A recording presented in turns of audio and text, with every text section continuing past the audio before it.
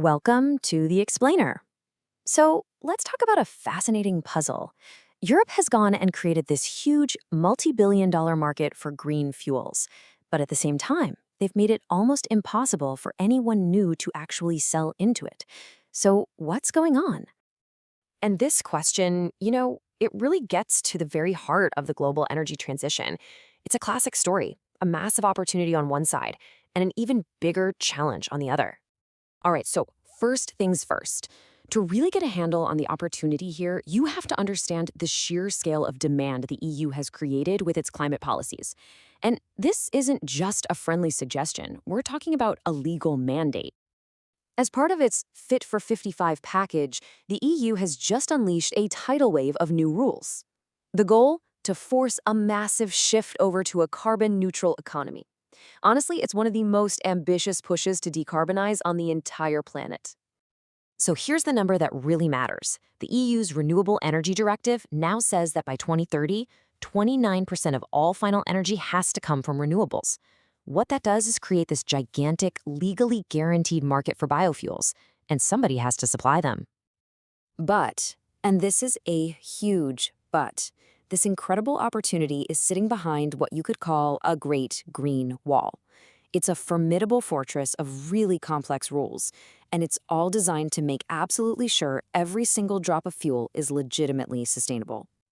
See, it's not enough to just show up with biofuel. You have to prove it's sustainable, and that means navigating this absolute maze of compliance paperwork. For producers outside of Europe who might have all the right raw materials, it can be completely overwhelming. They just don't have that deep regulatory know-how. And that brings us to the main gatekeeper. It's a super high-stakes certification called the ISCC. Think of it as the golden ticket. Without this stamp of approval, your fuel is not getting into the European market. Period. For a producer, failing to get this could literally mean millions in lost revenue. You're just locked out. So to get certified, you've got to document your entire operation. I mean, from the very beginning, collecting the raw material, the feedstock, like used cooking oil, all the way to the final product. Imagine trying to track every single drop. It is an incredibly demanding, paper-intensive process that, frankly, requires a ton of expertise. So if you're a producer in an emerging market, you've got the feedstock, but you're staring at this giant wall. How in the world do you get over it? Well, this is where a really unique company enters the picture. The key is this firm with a very European name, but a Middle Eastern heart, Rotterdam. It's this perfect blend, right? You get the European market savvy, but it's combined with that critical on-the-ground knowledge of the region. Now, the company is led by Dr. Abraham Farouk, who's a real veteran in this space. He's put together this incredible multinational team with experts from Egypt, Jordan, and the UK. So he's created this perfect fusion of technical skill and regulatory know-how. Okay, so what's their secret sauce? Let's break down their strategy for connecting these two very different worlds. At its core, their whole strategy is to act as a compliance bridge. It's a brilliant concept. They step in and handle all of that complicated, high-stakes regulatory stuff that producers in places like the Middle East and North Africa often just can't do by themselves. And what's really interesting is that they offer the whole shebang. They're not just consultants giving advice. They execute. They'll do everything from the initial planning to building a fully operational facility from scratch, all the way to securing that all-important ISCC certification.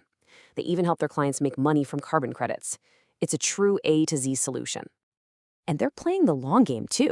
They are strategically planting their flag in these huge future markets like sustainable aviation fuel, or SAF, and green hydrogen. They're going after the hardest sectors to decarbonize, like aviation, which is absolutely crucial for their long-term relevance.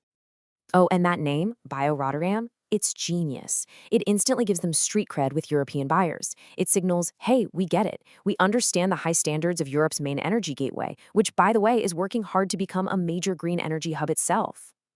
So let's zoom out. Why does one specialized consulting firm really matter in the grand scheme of things? What's the big takeaway here? Because what they've built here is more than just a company. It's a playbook for the future. With a track record of managing more than 7 facilities around the world, they're proving that having experts who can navigate these complex rules is absolutely vital to making the global energy transition actually happen. They connect supply with demand, and everybody wins. And that kind of leaves us with one final thought to chew on. the future of energy, it's not just going to be built on amazing new technology. It's going to be built by the strategic experts, the bridge builders, who know how to connect all the pieces together.